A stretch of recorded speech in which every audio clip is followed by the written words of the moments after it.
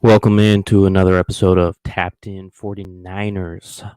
Man, if you went to sleep like I did at a regular time, you missed a hell of a show in the middle of the night, about 1 a.m., 2 a.m., somewhere around that time. The 49ers re signed Trent Williams, and now they're expected to sign Alex Mack as those numbers are coming out as well. First off, let's just go ahead and get into Alex Mack signing with the San Francisco 49ers. 49ersgoldmine.com. That's where you could check out the latest 49ers news, rumors, predictions, draft crushes, free agent crushes that are still on the board. Make sure you go to 49ersgoldmine.com, as well as 70% of my views are not by subscribers. Make sure you subscribe because you're only building the platform. When you build the platform, you're able to get special guests, special talent here to join me rather than just being a Leo every time. So, Alex Mack, he's from Santa Barbara, California kid. He's 35 years old, 6'4, 311. So he's got good height and he's got athletic weight. So that's kind of why Kyle Shanahan loves Alex Mack so much. He's a former first round pick by the Cleveland Browns in 2019 out of Cal. Like I said, California kid.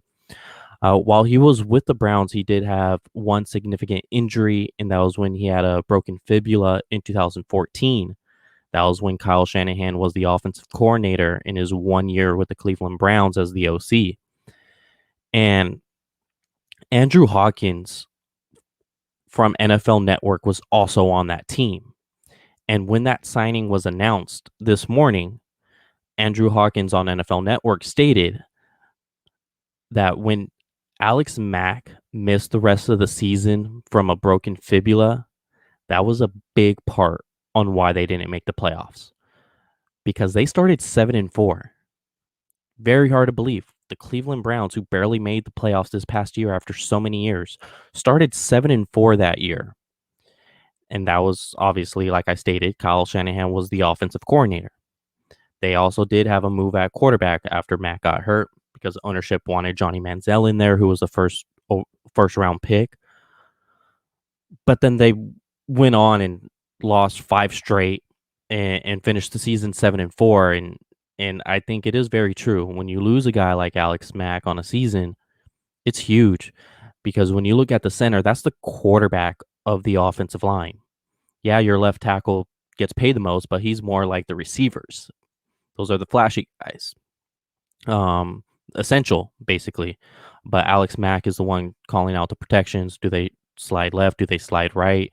It's as you saw with the 49ers this year, they did not know how to pick up a stunt whatsoever.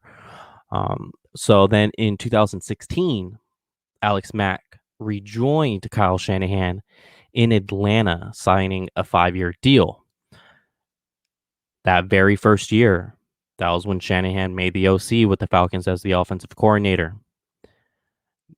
This is something interesting about Alex Mack is he played that Super Bowl, the famous 28-3, played that Super Bowl on a fractured tibia.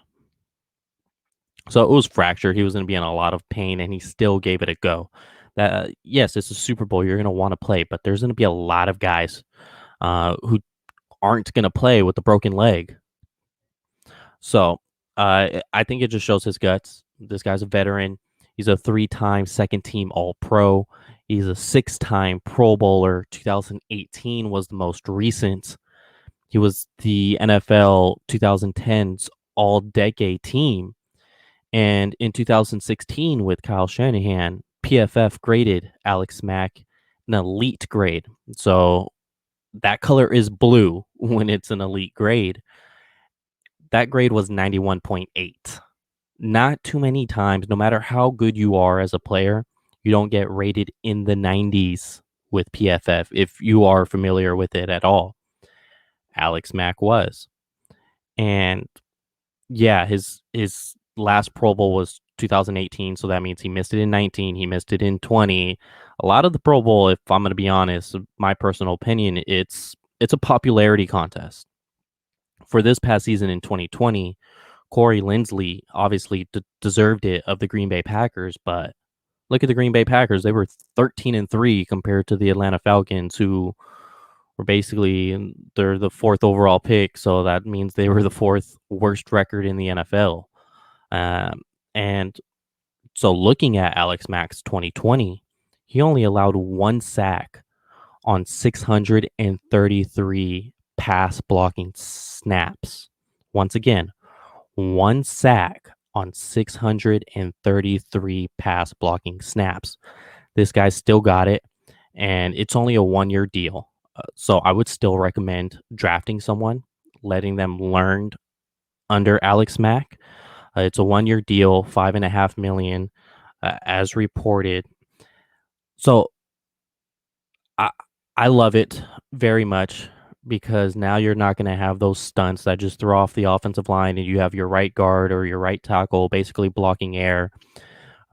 Trent Williams is a stud in his own right, but he can't really call protection out for a right guard playing left tackle. Um, so that's where this thing is huge. This A lot of the talk last season was the offensive line. Well, this offensive line is going to be a whole lot better. You got the continuity with Tomlinson and Trent Williams, who look like they were off synced a little bit. Now they have 1 year under their belt. They're going to know each other a little more. You bring in an Alex Mack, a guy who's basically seen it all, and this is someone Kyle Shanahan has been with on 3 different teams now. I don't think that should go understated, because if Kyle Shanahan's brought you on 3 different teams, you have something in between the years. Not only he has something in between the years, this guy can play at a high level.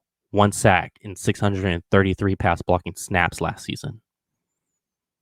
Let's go, Niners. Once again, check out more work at 49ersgoldmine.com. That is 49ersgoldmine.com. If you listen this long, just subscribe already. Talk to you soon.